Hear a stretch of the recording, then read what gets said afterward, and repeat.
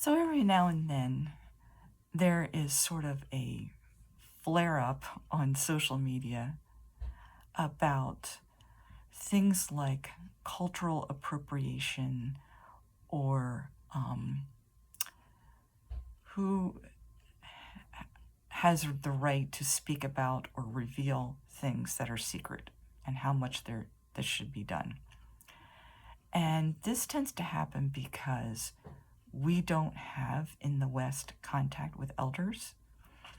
Most of the time, if we have elders, they're from other traditions and maybe even other ancestries.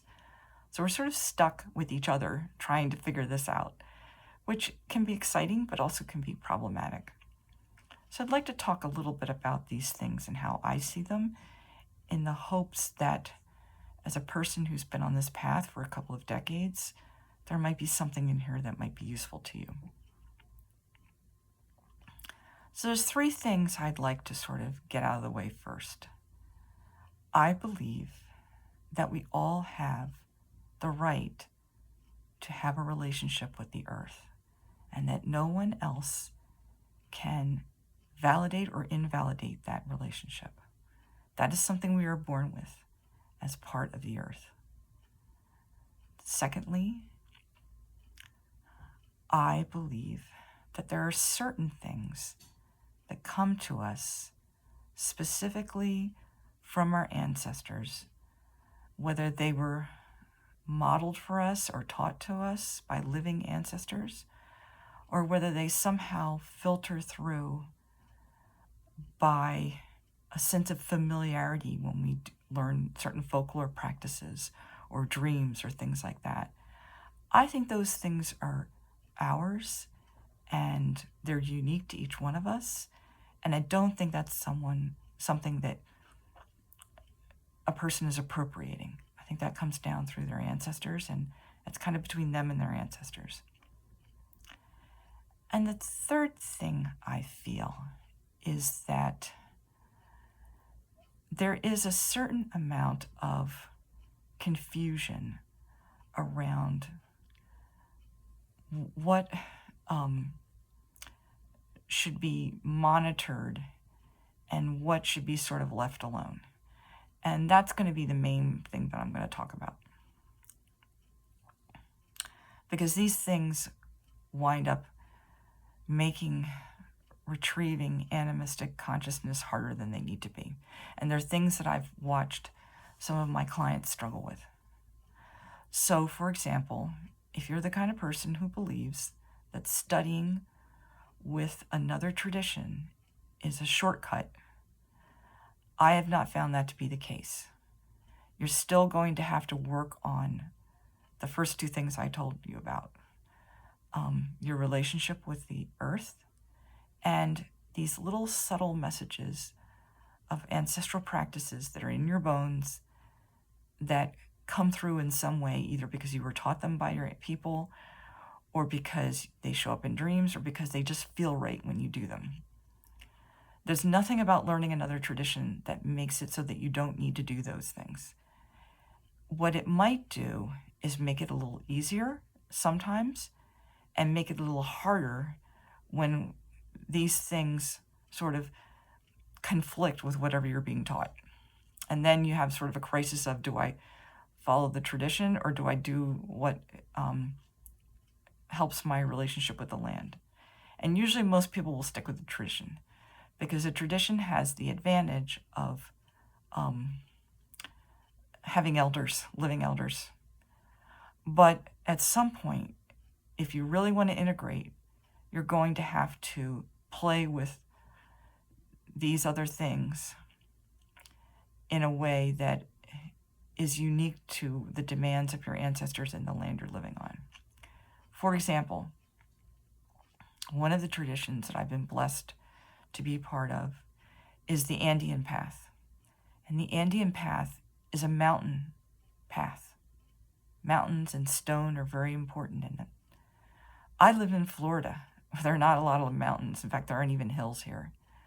So I've had to get to know the water, the marshes, the bayous, the rivers, the lakes, and the Gulf of Mexico in a way that's similar to the way mountains might be looked at in the Andes.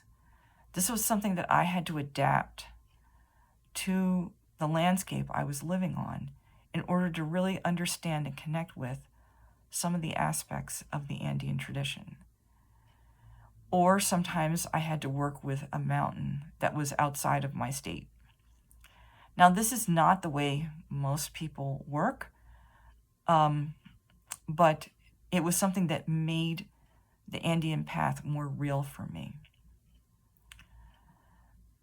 Also, I began to find resonances between things that I did in the Andean path and things that my ancestors might have done, like working with burial mounds or working with stone.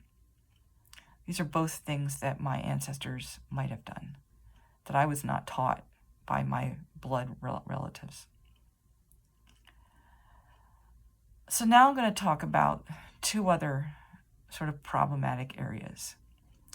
And the first one is ritual secrecy.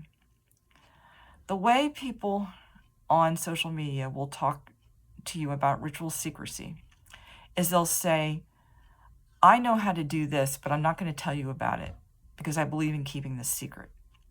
This is not the way ritual secrecy is done in any of the traditions that I've worked with, which has elders.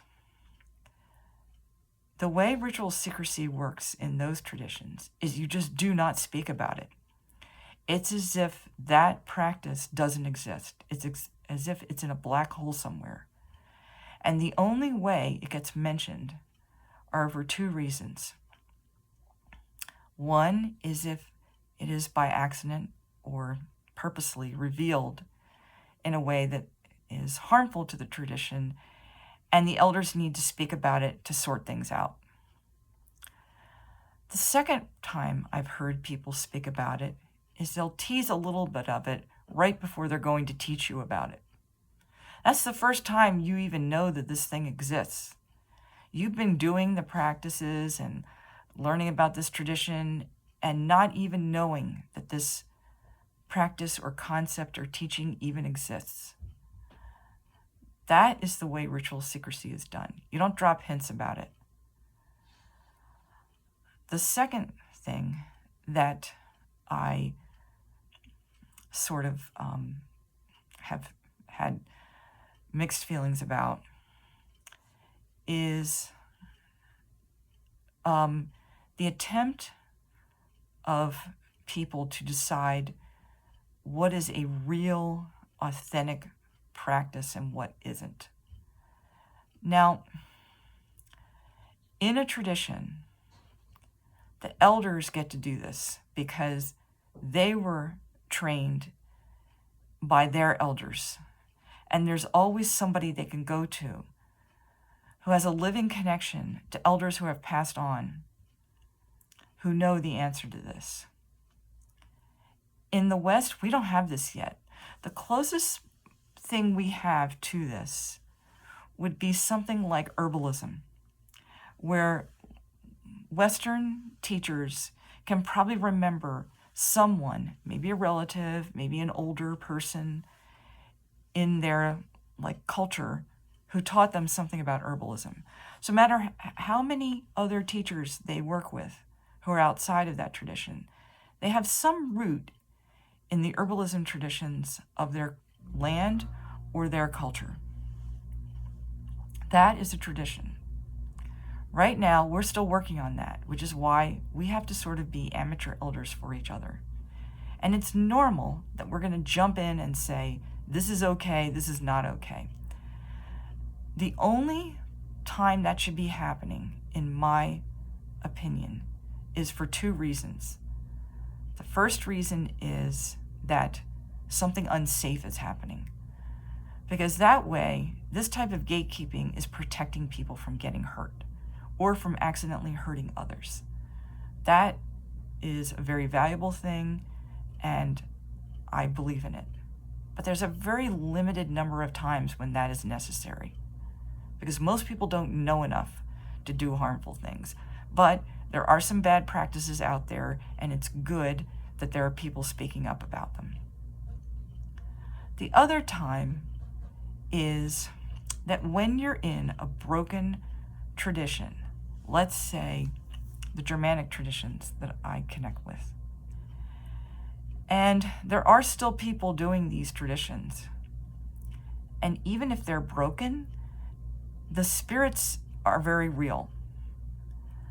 So if you see people working with these traditions in ways that are harmful, as in using symbols from the Germanic traditions to protect harmful things like, authoritarian things or fascism things or racism, things like that, that is a place where people who follow the tradition, I think, have every right to step in and say, this is not our way. The way Christians have stepped in when Christian nationalists have tried to take over the cross. They have said, this is not our way.